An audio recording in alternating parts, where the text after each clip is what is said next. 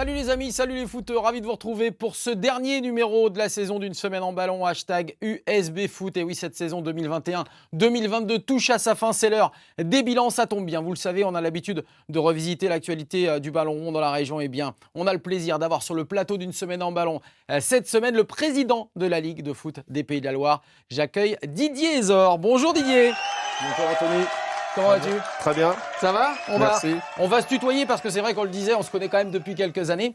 Tout à fait. On va le voir déjà par l'intermédiaire du CV qu'à chaque fois on présente aux invités, que tu es passé notamment par le FC Nantes, salarié puis dirigeant, et puis président délégué donc, de la Ligue des Pays de la Loire. Ça c'était entre 2017 et 2020. Et tu as pris la succession de l'ancien président donc, de la Ligue de foot en 2020 pour la présider. Voilà. On va regarder également, on va revoir sur ce CV parce qu'on a vu que tu étais joueur foot loisir. C'est-à-dire que tu n'as pas pris de licence, tu n'as jamais pris de licence Si. Alors, moi, j'ai eu des licences. En fait, j'habitais le centre-ville quand j'étais tout petit. Mes parents n'avaient pas de voiture.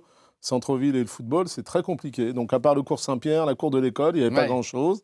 Après, j'ai joué au foot au lycée Jules Verne avec la SU, à la fac avec le FNSU, et puis je jouais en loisir dans un club qui s'appelle toujours Loisir Atlantique Club, dont j'ai été président. D'accord. Et puis j'ai toujours joué le dimanche matin au Petit Port, au Bassland, etc. Voilà, bon, pour le plaisir. Passionné par le ballon. Voilà. Passionné, effectivement. Et puis, on va revoir. Il y a un truc que je ne comprenais pas. C'est toi qui as créé le tonus. Alors, moi, je connaissais le tonus infirmière ou. Voilà. Alors, en fait, il y avait. Mais universitaire, c'est ça ? Non, alors en fait, moi, j'étais en fac de sciences éco. J'étais un habitué des tonus et on avait un problème à l'ASU, à la fac, c'est qu'on avait des maillots minables. Et on s'est dit, tiens, on va organiser un tonus pour pouvoir acheter des maillots. Et donc, en fait, ça ne se faisait pas en droit sciences éco. Donc, on a organisé le premier tonus droit sciences éco dans une salle qui s'appelait les Salons Gutenberg, qui était en Haute-Sainte-Anne. Voilà, on a été débordés, il y avait trop de monde, mais c'était un très très beau souvenir. Bon, Nantais quasiment de naissance, de cœur, d'adoption, de tout. Je suis né à Nantes, je dis toujours, j'ai appris à lire en lisant Presse Océan tous les matins et en lisant les articles sur le FC Nantes. Sur le FC Nantes, effectivement. Et ben on va en reparler du FC Nantes, mais des autres clubs. Et ce que je te propose de voir dans un premier temps, habituellement on a un petit zapping foot sur ce qui se passe sur les réseaux sociaux, on a un petit peu dérogé à la règle. Le zapping foot aujourd'hui, c'est une sorte de sommaire de cet USB foot, on le regarde.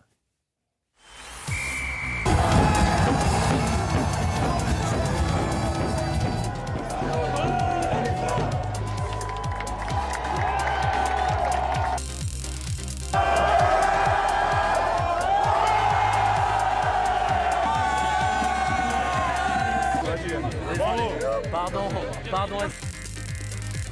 La cage française inviolée. Allez, Steve Dali le pointu. Vers Tchatchet, le troisième but. Le troisième but pour l'équipe de France. Un petit peu de réussite, il en faut. Et c'est Steve Dali. Au maillot bleu, avant qu'il y ait le ballon. Contre Vannes, où j'ai été un peu énervé, un peu tendu. Puis j'ai plutôt travaillé sur...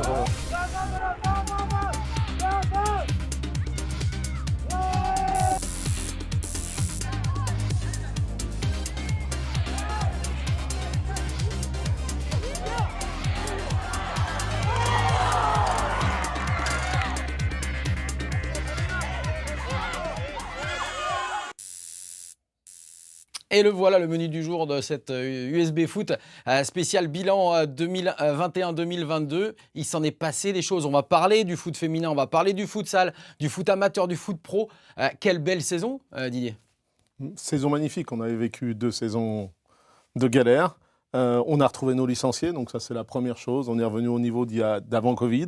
Ça tombe bien, on va regarder la palette qu'on a préparée. 167 000 licenciés, voilà. C'est le dernier chiffre que tu peux nous donner. Oui, 167 257, ça s'est arrêté là, parce que ça s'arrête au 30 avril, donc voilà, c'est terminé. C'est un chiffre qu'on avait quand, du coup Il y a 2 ans. Il y a 2 saisons. Il y a en 2018-2019, on avait fait une saison exceptionnelle post-Coupe du Monde, mais ça c'est classique, et on sait qu'on revient à nos niveaux, mais là, grosso modo, c'est notre niveau de licenciés, grosso modo dans la région. Bon, voilà. Qu'est-ce qui l'explique là, le retour des gamins, des plus vieux Alors moi, ça s'explique d'abord parce que les clubs travaillent très bien. C'est-à-dire qu'en fait, je pense que pour les parents, aller vers le football, c'est sécurisant aujourd'hui. D'abord, le foot a continué pendant le Covid. les clubs ont continué à accueillir, etc. Et puis aujourd'hui, les clubs sont très structurés, ils ont des projets clubs, ils ont une organisation. Et pour les parents, c'est sécurisant. C'est simple, on vient, voilà. Même s'il faut faire attention, parce qu'il faut les faire participer aussi, les parents, à l'accompagnement. Ça ne doit pas devenir une garderie. Ça doit pas devenir une garderie. Le bénévolat est important. Voilà, mais les clubs, voilà. Moi, je suis président de la Ligue. La Ligue, qu'est-ce que c'est? Ce sont les clubs, c'est l'association des clubs. Moi, je dis, en fait, on n'est rien. Ce sont les clubs qui font tout. Ce sont les clubs qui font tout et on va le voir. On va donc revenir, allez, on va dire du haut de la pyramide jusqu'en bas, parler également de l'arbitrage. Je ne vais pas l'oublier non plus puisque c'est peut-être le point noir de cette saison qui s'est écoulée. Et on va commencer tout de suite par la Ligue 1 avec évidemment ces deux clubs qui nous ont ravis cette saison. C'est parti. Alors une saison incroyable, oui, parce que c'est vrai qu'on va regarder le classement de la Ligue 1. On va se réjouir déjà dans un premier temps pour Angers qui renouvelle son bail en Ligue 1. C'était pas simple parce qu'il y a eu un changement de staff technique, notamment Gérald Batic est arrivé après la décennie de Stéphane Moulin au club. Il y a eu quelques changements de joueurs aussi. Ils ont réussi à se maintenir avec 41 points. Ça, c'est plutôt de bon augure. On aura l'occasion de reparler également d'un autre cadre du côté d'Angesco. C'est surtout de la vente possible et certainement présumée dans quelques semaines de la part de Saïd Chaban qui s'exprimera là-dessus. Et puis Nantes top 10, 9e du championnat, vainqueur de la Coupe de France. Autant dire que ça a été une saison en tout point exceptionnelle. Pendant qu'on parle du FC Nantes, on va commencer par les réjouissances, Didier. Le FC Nantes a retrouvé déjà des supporters et du monde au stade. Voilà, je crois que c'est surtout ce qui est très important dans cette réussite, et c'est que aussi celle de Laval, de l'Étoile lavalloise aussi en futsal, en termes de public, c'est le public. Ouais, c'est la fête que peut être le football.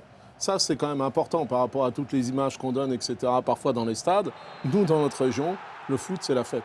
Bon, même s'il y a eu quelques problèmes parfois avec la tribune, la Brigade Loire, mais globalement, c'est la fête. On les a vus même déplacer, mettre une ambiance de folie. Mais oui. Voilà, je veux dire. C'est grâce à tous ces gens-là aussi voilà, que... ce qu'on a vécu au Stade de France, moi, le lendemain, j'étais encore à Paris. Je crois que personne n'avait vécu ça au Stade de France. Personne. 2 heures avant, 2-3 heures avant, 1 heure après la finale, c'était toujours la fête. Et ça, c'était extraordinaire. Ce qui s'est passé à Laval aussi était assez extraordinaire. Donc c'est important aussi que le foot donne ce plaisir, cette joie aux gens. Et cette passion, effectivement, qui doit être à l'origine même de ce sport. On parle évidemment en ce moment dans l'élite de beaucoup d'argent, on parle de Kylian Mbappé, des sommes astronomiques, mais il faut retrouver l'essence même de cette discipline qu'est le foot et qui est le sport le plus populaire en France. On a vu les manifestations de joie à Place Foch, on a vu le Stade de France avec plus de 40 000 supporters nantais. On voit également, du côté d'Angers, on l'a dit, qu'il y a eu une espèce de balance qui a fini par pencher en faveur d'un départ, notamment de plusieurs cadres. On voit qu'il y a une page qui se tourne. Stéphane Moulin était parti l'an passé. Là, on regarde Romain Thomas, 9 ans passé au SCO, qui va partir. Thomas Mangani, Ismaël Traoré, 7 ans au SCO, ils vont partir. Là, vraiment, on passe à un chapitre suivant. Je dirais que c'est la vie d'un club, c'est la vie d'une entreprise. Je pense qu'à un moment, effectivement, il faut régénérer. Je pense que c'est soit la volonté à la fois du propriétaire actuel et peut-être du futur, c'est aussi la volonté, je pense, de l'entraîneur de régénérer son groupe. On garde toujours un peu de cadre effectivement important, mais après, il faut régénérer parce que sinon, à un moment, on tourne en boucle et surtout, on tourne sur des habitudes. Et ce n'est pas forcément bon, même en football. Même en football. Alors, on le sait, il y a des chapitres qui se tournent, il y a des histoires qui s'écrivent. On le voit et on va regarder la photo du président Saïd Chaban qui annoncera donc officiellement, dans les jours qui viennent, la vente, certainement, un fonds de pension américain. C'est une bonne chose pour le président de la Ligue de voir justement débarquer des gens qui ne sont peut-être pas du cru, qui sont là pour simplement de l'investissement. D'abord, le problème aujourd'hui, c'est la continuité des clubs. Le président Chaban, avec qui on a d'excellents rapports, nous avait expliqué que le passage à la DNCG l'année dernière, c'était joué à un cheveu. À un cheveu. Ce qui n'est pas le cas cette année, puisque... Ce qui n'est pas le cas cette année, puisqu'il a... Nantes et Angers sont passés sans problème. Voilà. Donc, mais c'était à un cheveu. Donc, en fait, aujourd'hui, son souci, depuis le départ, c'est d'assurer la pérennité. Aujourd'hui, on ne va pas trouver... on ne trouvera forcément... On le voit bien, que des groupes industriels qui sont capables non seulement d'acheter, mais d'assurer la pérennité avec des volumes de trésorerie qui sont parfois importants. Et c'est ça qui fait la différence. Alors, effectivement, c'est un autre monde que le foot amateur. C'est un autre monde. Voilà, c'est un autre monde. Mais à ce niveau-là, on ne voit pas d'autres solutions. Je ne pense pas qu'il y ait d'autres solutions. Alors, il y aurait pu en avoir à un certain moment. Moi, je pense qu'à un moment, peut-être que dans les années 90, sur le modèle du Barça, un club comme le FC Nantes aurait pu être un club de socios. Effectivement, peut-être. Aujourd'hui, c'est beaucoup plus difficile de repartir là-dessus. Mais on voit bien que le Barça, c'est compliqué quand même parce que financièrement, à un moment, vous avez besoin de vous appuyer sur quelqu'un qui peut financer. Sur des mécènes et, voilà. Et effectivement des gens qui arrivent de l'extérieur. Alors, on espère avoir des nouvelles d'Angers. On va simplement terminer aussi avec le FC Nantes parce qu'on a parlé de cette victoire de Coupe de France, du retour du public à la Beaujoire, cette 9e place aussi, avec un homme dont on a énormément parlé, c'est le retour d'Antoine Comboiré dans son club d'origine. C'est bien qu'il reste du côté du FC Nantes.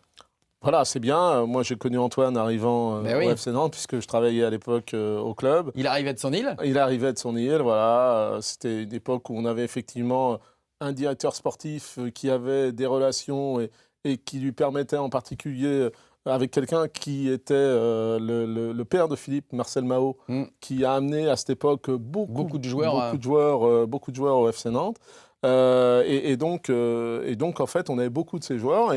Bon, voilà, Antoine, il a des valeurs, il a un mode de fonctionnement qui est très clair et il a aussi cette connaissance du foot et la gagne. Chez lui, la gagne, c'est important. Ça, c'est sûr. Ça, c'est sûr. Alors, on a vu, Didier, des magnifiques buts tout au long de cette saison 2021-2022. On en reverra très certainement tout au long de cette émission. Mais on va se concentrer d'abord sur des buts du foot amateur. Parce que c'est vrai que les gars de la Ligue, nos copains, ils nous mettent un petit peu un rematch chaque semaine. Et avec rematch, on va regarder les buts amateurs. C'est parti.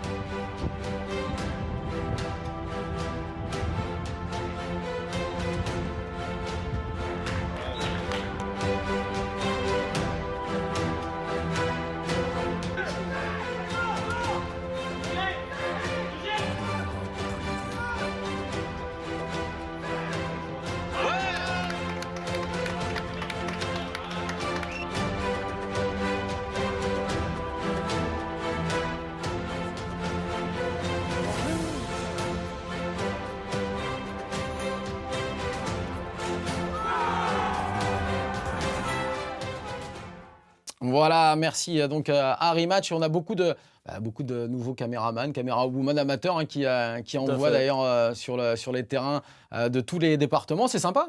Tout à fait, mais c'est ça qui fait en fait que le football est populaire, qu'on utilise aujourd'hui les réseaux sociaux d'une manière positive. Je remarquais d'ailleurs qu'on avait des terrains magnifiques à chaque fois. Oui, c'est pas mal. On a eu une belle saison aussi en termes de terrain. Oui. On a eu de la chance, donc même si en ce moment c'est un peu la sécheresse, voilà, mais on a eu une belle saison. On a eu de la chance. Et puis il y a pas mal de beaux terrains, de beaux billards quand même dans cette Ligue des Pays de la Loire. Allez, on a parlé de la Ligue 1, on va parler maintenant du National 1.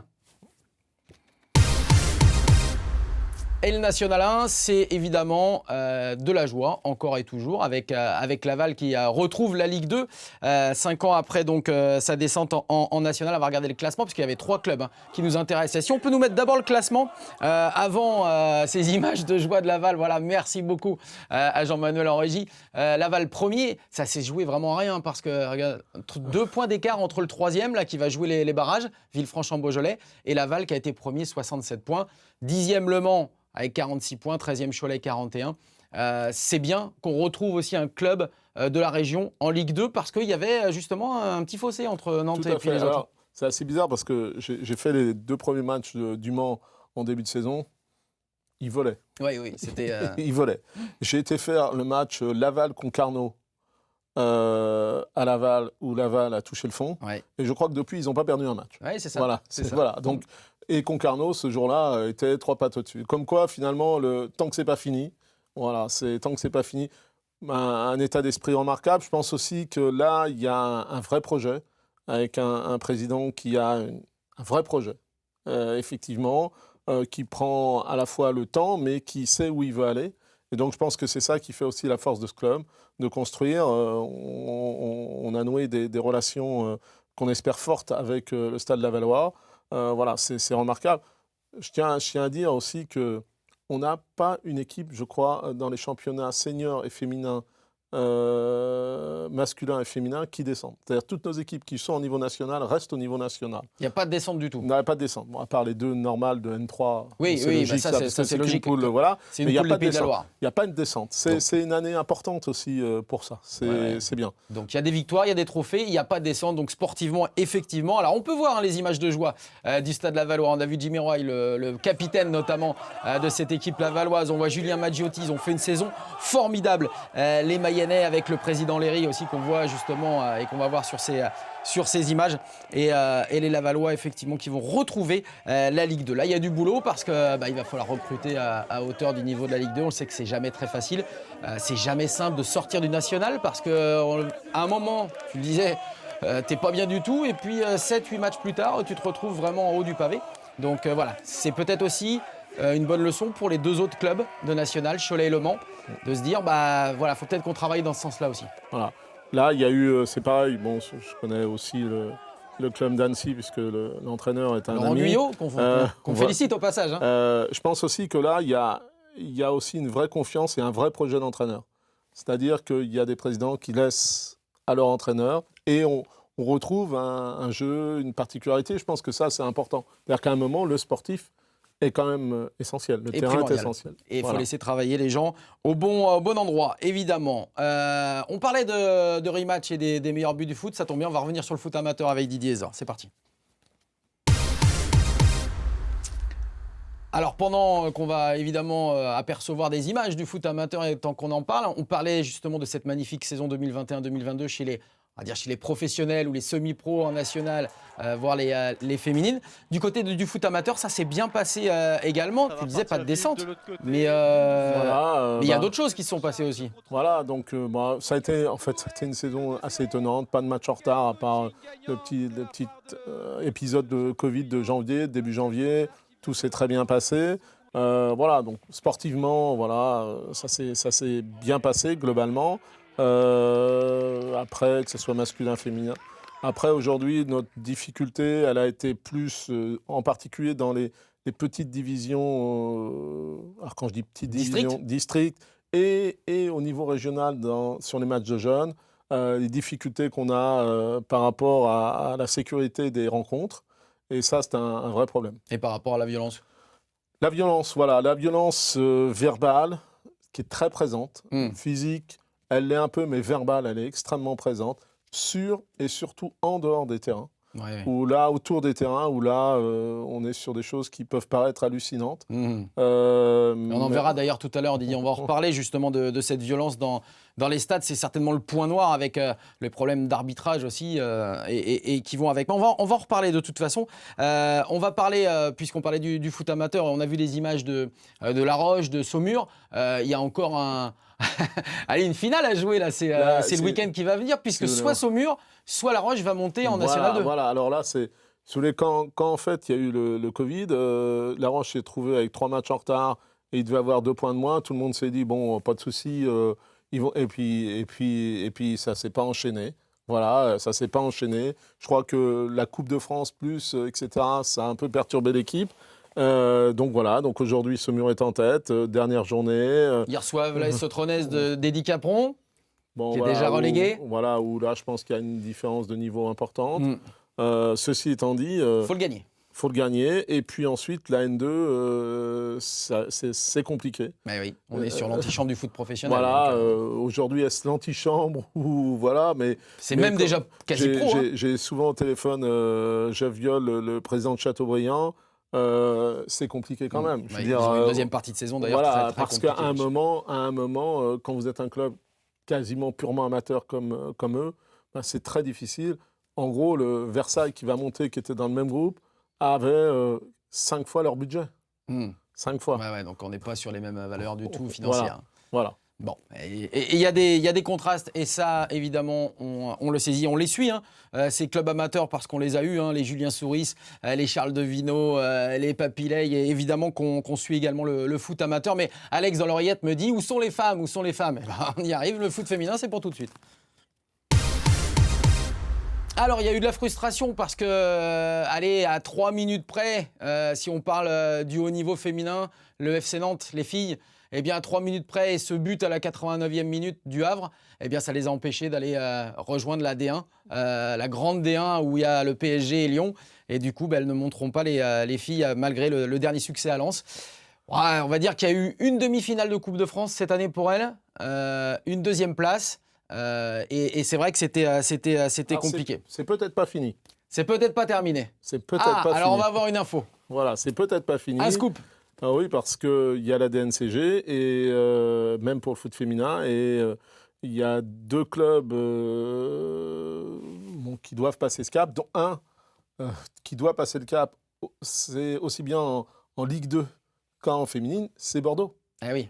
Et donc, en fait, aujourd'hui, voilà, quid de Bordeaux et quid de... À la fois chez les hommes, mais aussi chez les femmes. Voilà. Et même s'ils repartent chez les hommes, vont-ils repartir chez les féminines? Puisque c'est un budget, quand vous êtes à ce niveau-là, qui tourne autour quand même, dans tous les cas, du $1 million. Oui, c'est ça. Sachant qu'a priori, leurs joueuses sont déjà parties, etc. Donc, voilà. Donc, il pourrait y avoir une place. On peut espérer. On peut espérer. Quand est-ce qu'on aurait la réponse? Parce que quand est-ce que ça se réunit dans les instances? Je ne sais pas quand est-ce que Bordeaux passe devant la DNCG, mais... dans pas longtemps. Voilà. Je pense que c'est 10... Je crois que c'est 10 juin, puisque, si je me souviens bien, ils avaient jusqu'au 10 juin pour trouver $20 millions pour boucler la saison. Bon, et ben voilà, l'info de Didier Ezor. On croise les doigts. Peut-être que les filles vont également rejoindre le plus haut niveau du foot féminin. On en reparlera. On continue avec les filles. Regardez ces images, puisque ça s'était passé fin décembre du côté de Bréquigny. Le club avec ses filles qui ont enlevé le short, qui ont joué avec un sous-vêtement et puis avec le maillot par-dessus pour protester contre les dotations qui n'étaient pas identiques en Coupe de France entre les filles et les garçons. Alors, qu'est-ce qu'il a à répondre à ça, Didier Ezor?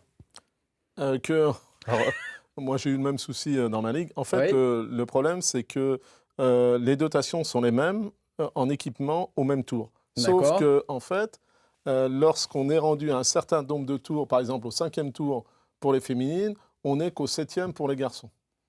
Et donc, en fait, voilà. Ensuite, alors effectivement, ne donner que les maillots et pas les shorts.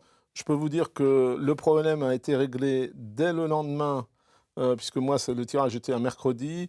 On en a parlé dès le lendemain au Belfa, au bureau exécutif de la Ligue du football amateur, et avec Marie-Pierre Théronie, qui est membre de ce bureau et qui est en charge aussi de la réforme du football féminin. Ça s'est réglé? C'est réglé, et donc voilà. 2022-2023. Voilà, c'est ça. À partir du tour, alors ça ne sera pas les mêmes tours que les garçons, parce qu'il y a beaucoup moins. Qu'il y a un décalage. Mais il y aura les shorts et les maillots. Et les maillots ensemble. Voilà, et les chaussettes ensemble. Et ben voilà, il y aura tout l'équipement. Et ça, c'est plutôt une bonne chose. À Noël avant l'heure, voilà, comme me dit Richard Coffin. Exactement. On a parlé des filles, on parle de toutes les variétés de foot. C'est bien, et ben ça tombe bien parce qu'il y a le futsal. Et là aussi, en futsal, eh ben oui, premier titre pour Nantes. Et ça ne va peut-être pas être le seul d'ailleurs. On va en reparler avec Didier. D'abord, le futsal, il s'est énormément développé, d'abord dans la Ligue, parce qu'on parle de Nantes Métropole Futsal, mais tu parlais de l'Étoile Lavalloise, l'Étoile Mayonnaise, qui évidemment amène énormément de monde à regarder. Ils sont 6e ou 7e du championnat. Ouais, c'est ça. Et là, le Nantes Métropole Futsal a remporté sa première coupe nationale. Ouais, voilà. Extraordinaire. Extraordinaire. Alors, je pense que si vous voulez, d'abord, c'est une vieille histoire, le Nantes Métropole Futsal. C'est une vieille histoire. Oui, parce qu'il y a eu une fusion. Voilà, mais c'est un vrai projet. Aujourd'hui, c'est un vrai projet. Ils ont trouvé à leur tête un président qui est membre du CODIR, Bruno Laposta, qui sait aussi fédérer et qui sait comment faire fonctionner ce genre de choses, et qui laisse surtout à son manager général beaucoup de liberté et la capacité d'entreprendre. Je pense qu'il y a un vrai projet. Il y a un vrai projet. Aujourd'hui, je pense qu'il faut qu'ils accèdent plus souvent à une salle où ils pourraient recevoir plus que les 500 spectateurs, même si c'est déjà bien. La chance de l'Étoile Lavalloise, c'est les 3000 spectateurs. C'est ça. Mais il faut savoir que le coût de la salle est aussi assez énorme. Donc tout ça est compliqué. Mais aujourd'hui, ce sont des portes de drapeau très très importants. Voilà, Mais où pourraient-ils jouer, par exemple, les joueurs de futsal de Nantes? Bien, je pense qu'il y a d'autres salles sur Nantes où aujourd'hui il y a moyen de Ça partager. discute déjà ou pas? Je ne sais pas. Non. Moi, je pense que l'adjoint sport Ali Robouk, qui s'occupe du sport sur Nantes Métropole, est toujours à la recherche de solutions. Il y a aussi d'autres clubs installés, mais qui vont peut-être pas rester national dans d'autres sports. Donc, qu'est-ce que ça va devenir? Et puis voilà, donc il faut partager les installations. C'est pas Mais il toujours faut simple. déjà penser à l'après, parce que ça marche bien, parce que ça fonctionne bien, parce qu'en termes de licenciés, également, le futsal monte. Le futsal monte. Le futsal monte pas tant que ça. Pas tant monte, que ça mais non, pas tant que ça, parce que en fait, le problème, c'est que on ne peut pas tant créer de clubs que ça, parce qu'il n'y a pas de salle pour jouer. Eh, c'est ça. Il Voilà, faut les infrastructures qui La vont avec. problématique, ce sont d'avoir des infrastructures. Aujourd'hui, nous, ce qu'on souhaite, c'est plutôt que des clubs déjà en place développent une section futsal. Il y a quelques réussites, comme Nantes Métropole, comme Étoile Lavalloise, comme Nantes-Doulon Futsal. Voilà, mais aujourd'hui, s'appuyer sur un vrai club, ça me paraît être aujourd'hui la vraie solution. Oui, effectivement. Allez, on va regarder quand même cette petite vidéo sur la victoire et le chant en commun avec les supporters qui avaient fait le déplacement là, pour cette finale. Et voilà, ils étaient là, les supporters du Nantes Métropole Futsal, et on les salue et on les félicite parce que c'est vrai qu'il y a eu le FC Nantes, il y a eu Laval et il y a le Nantes Métropole Futsal avec ce nouveau titre. Je disais en attendant peut-être un autre parce que, pour être très clair, pour le moment, ils sont premiers du championnat. Il y a encore 3 matchs qui ont été remis à rejouer pour les Parisiens. Et il y a un match entre Paris et Nantes qui va se rejouer. Si Nantes gagne contre Paris, si je me trompe, ils sont champions. Alors, c'est plus compliqué que ça. C'est encore plus compliqué. Alors, en quelques mots. Bon, aujourd'hui, c'est une affaire sur laquelle je ne peux pas me prononcer dans la mesure où elle est aujourd'hui au niveau juridique. Voilà, donc le NMF a déposé un recours auprès du CNOSF. Parce qu'il y avait un joueur de Paris qui avait joué alors qu'il n'avait pas l'autorisation de jouer. Voilà, en gros, c'est ça. Voilà. Et donc aujourd'hui, c'est un sujet sur lesil moi, je ne vais pas m'exprimer tant que les décisions finales, les recours, l'avis du CNOSF, s'il est négatif par rapport aujourd'hui à la position de la fédération, qu'est-ce que fera la fédération par rapport à cet avis? Donc aujourd'hui, voilà, on attend la décision du CNOSF. Mais un titre de champion est encore possible. Dans tous les cas, c'est encore possible, puisque en fait, ils ont un match à rejouer. S'ils le gagnent, voilà. Sportivement, ils sont devant. Sportivement, ils sont devant. Donc, voilà. Et ben, on attendra et on suivra également la suite pour le futsal. En tout cas, on est ravis que ça fonctionne également. Allez, on termine avant les 3 dernières minutes de cette émission par la rubrique, évidemment, arbitrage. Eh oui, on a mis la montée de la violence parce que c'est vrai, t'en parlais tout à l'heure Didier sur ces expressions verbales autour des terrains. Alors, il y a des échanges qui n'ont pas lieu d'être verbaux entre joueurs et dirigeants, mais il y a aussi et surtout ces problèmes d'arbitres qu'on ne laisse pas arbitrer, qu'on va aller maltraiter physiquement, verbalement. On va regarder simplement une vidéo qui a fait le tour sur les réseaux sociaux, qui est vraiment pas belle, mais c'était en D2, en district, en 2e division de district, du côté de Melun. Et c'est vraiment aberrant de voir ça. Oui, c'est... Il n'y a pas de mots. Et c'est pas la seule, j'ai mis celle-là, mais malheureusement, c'est pas la seule. Il n'y a pas de mots. J'ai effectivement eu un long passage sur le sujet à l'Assemblée Générale. J'ai fait lire par Valérie Boudère, une de mes collègues, membre du CODIR, 2 rapports d'arbitre. Et effectivement, je pense qu'à un moment, quand on est assis, voilà, qu'on entend, qu'on écoute, on se dit mais c'est pas possible. Non, je veux dire, aujourd'hui, c'est pas possible. C'est-à-dire qu'à un moment, les arbitres, ils arrêtent d'arbitrer. Il y a une grande étude faite par la fédération. 70% des arbitres arrêtent pour cause d'insécurité. Voilà. Donc aujourd'hui, mais voilà. Et en fait, aujourd'hui, mais alors, qu'est-ce qu'on peut faire? Alors aujourd'hui, nous, ce qu'on peut faire, c'est que je pense que la première chose, solutions. La première chose, c'est qu'il faut que nous, on mette en place un encadrement des arbitres plus important. Mais il faut aussi que les clubs, là, et j'ai beaucoup insisté là-dessus, aujourd'hui, mettre en place les conditions de sécurisation des arbitres. Ça, c'est extrêmement important. Il y a ce qu'on appelle dans notre organisation le commissaire du terrain. Et le commissaire du terrain, il s'occupe de ce qui se passe sur le terrain et en dehors du terrain.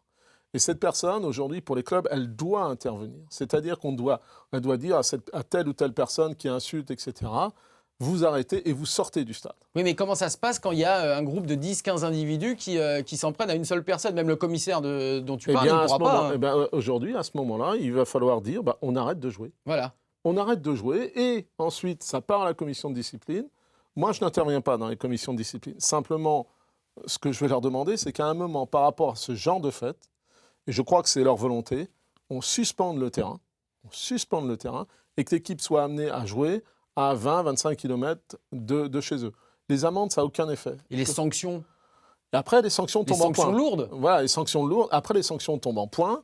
Et puis après, il y a des gens qui font interdire. Alors nous, dans notre système, interdire de stade, c'est très compliqué parce que quand vous êtes sur un stade de Détroit, voilà. Oui, on peut y accéder. On peut y accéder. Mais en fait, après, c'est les clubs qu'on va sanctionner sportivement. Ce qui s'est déjà passé dans sûr. notre région, puisqu'il y a Bien eu des sûr. problèmes. Mais à ce moment-là, il faut taper très fort avec Il faut taper plusieurs fort. années de Ouais. suspension. Alors après, sur les personnes, c'est plus difficile. Après, c'est sur le club. C'est-à-dire qu'après, il faut un moment qui est effectivement... Responsabiliser aussi. Voilà. Alors après, vous savez, je le dis aussi, et je l'ai dit à mes collègues présidents, c'est lourd pour eux. C'est-à-dire qu'en fait, on devient président pour un projet, pas pour gérer ça. Bah non, évidemment. Et c'est ça qui est très compliqué. C'est-à-dire que je ne connais pas un président de club qui est d'accord avec ça. Bah non, il non. essaie de faire le maximum, et aujourd'hui, la charge est lourde pour les clubs. Mais effectivement, je pense que de toute manière, on ne passera pas autrement que ça. C'est-à-dire aujourd'hui, nous, en ce qui concerne les matchs régionaux de jeunes, on a décidé d'imposer et de vérifier qu'il y a un commissaire du terrain systématiquement. On a même dit à nos arbitres, on va leur dire que s'il n'y a pas la sécurisation mise en place avant le match, On ne débute pas le match.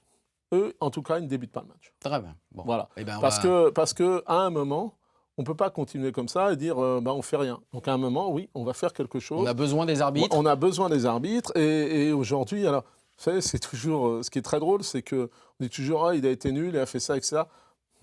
Si on regardait le nombre de passes, de contrôles. Ah oui, non, mais ça après, personne ne s'en remet en cause non plus du côté des joueurs. Donc, voilà. ça, après, Donc voilà, il faut comparer ce qui est comparable et des gens qui viennent là aussi pour que le foot puisse se dérouler et qui ont un rôle important. Responsabilisation des clubs, sanctions lourdes à venir pour ceux qui feront de la violence sur les stades. Ça, voilà, c'est ce qu'on a appris évidemment et c'est ce qui devrait se passer dans les prochaines semaines, les prochains mois, on l'espère en tout cas.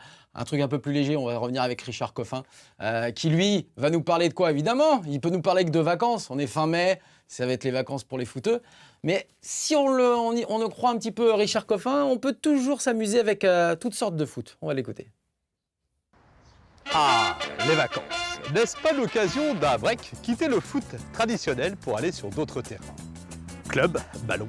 Vous me voyez arriver avec cet humour ravageur, honneur au foot-golf. Né en 2009, cette discipline compte même des Français champions du monde en 2018. Adresse, concentration de rigueur et marche au programme. Ou comment visiter en long, large et profondeur le terrain avec ou sans détour par le plan d'eau, une partie peut durer 3 heures. Et à propos de retour à la nature, comment ne pas évoquer le foot en marchant? Un petit détour par le FC Saint-Georges-Pruyé. C'est dans la Sarthe où on a testé l'engouement pour la chose cette année. Il faudra convaincre les indécis parce que beaucoup ont dit oui en disant oui du foot en marchant, oui pourquoi pas, mais bon, hein, j'entends là déjà le début de la séance, on est à l'EHPAD. Oui, et je vous vois venir, le foot c'est du sport, donc de la transpiration. Ah, puisque vous y tenez, voici le tennis ballon ou footnet. Dans le genre, faut pas mollir sur la balle, vous êtes servi. Je sais, je suis très en forme. Vous en voulez encore? Je ne saurais trop vous conseiller cet ovni footballistique, le bubble foot, ou foot en bulle, qui à ma connaissance n'a pas encore beaucoup d'adeptes en Pays de la Loire. C'est bien dommage.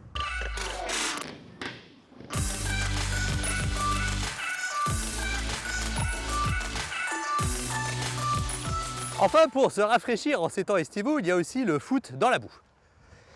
Si, ça existe vraiment.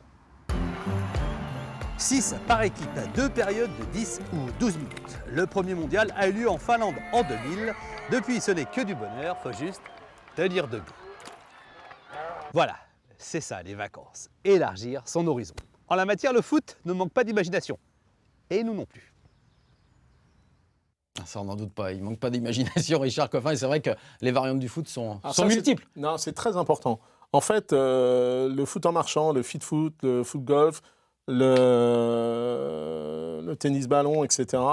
C'est des choses qui sont en train de se développer et qui permettent en fait aux clubs d'offrir en fait parfois à leurs dirigeants, à leurs anciens, des choses intéressantes. De la variété. Ça se rapporte beaucoup en fait au sport santé. Et en fait aujourd'hui, c'est là où le football aujourd'hui doit élargir sa palette et accueillir sur des heures où il y a de l'encadrement, où il n'y a personne sur les terrains et où on peut accueillir. Le foot en marchant, moi j'y crois à fond. Voilà, je suis un adepte. Voilà. Peut-être que déjà je jouais au foot en marchant avant même que ça existe. Ça, c'est les mauvaises langues qui disaient ça. Ouais, voilà. Mais en fait, aujourd'hui, je pense que c'est quelque chose de très important. Utile, Très important. Il y a le feed foot, le golf foot, le footnet, donc le tennis ballon, tout ça. Et nous, on fait une grande tournée. Le foot, c'est la santé, là, qui commence, je crois, le 19 juin sur les grandes métropoles. Et ça, c'est très important. On a aussi notre tournée d'été, ce qu'on appelle le beach vert. On a une tournée pour les enfants qui ne partent pas en vacances. Nous, on ne va pas sur la plage.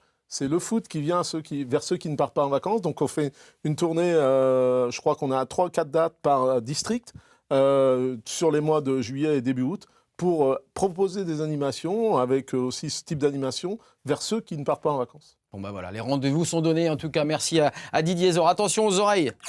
C'est parti pour le quiz de fin.